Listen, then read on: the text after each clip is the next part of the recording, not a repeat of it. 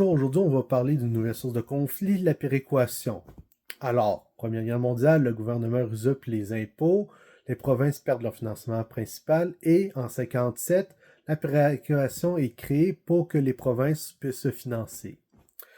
Celle-ci a beaucoup changé avec le temps et présentement la péréquation fonctionne selon les formules développées par le gouvernement Harper. Et grosso modo, une capacité fiscale moyenne par habitant pour chaque province et pour le Canada est calculée en utilisant entre autres les taxes. Et basée sur cette moyenne, des montants sont donnés. La moyenne par habitant du Canada est à 12 000. Donc une province qui serait calculée avec une moyenne au-dessus de 12 000 ne reçoit rien. Une en bas en reçoit. Donc une province à 11 000 recevrait 1 000 $ par habitant.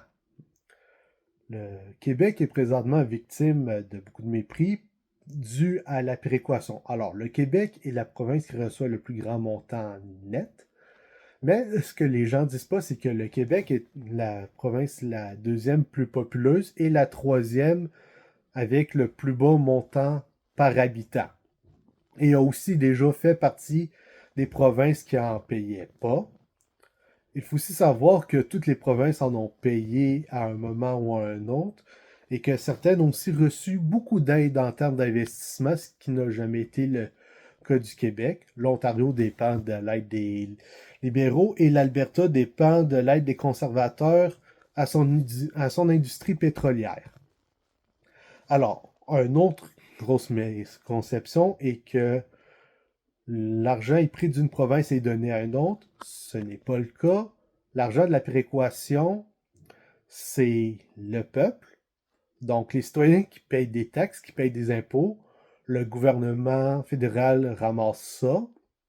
Ça passe à aucun point par les provinces avant le don final. Et là, le gouvernement calcule ces choses et donne le montant aux provinces. Donc, les provinces reçoivent une partie de l'argent qu'elles auraient si elles faisaient l'entièreté des taxes et impôts elles-mêmes.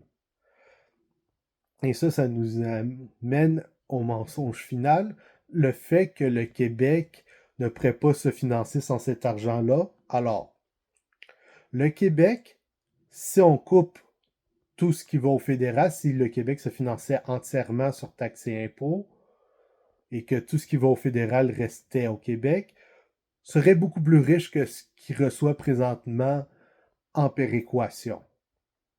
Sur ce, je vous souhaite une bonne journée et à la prochaine.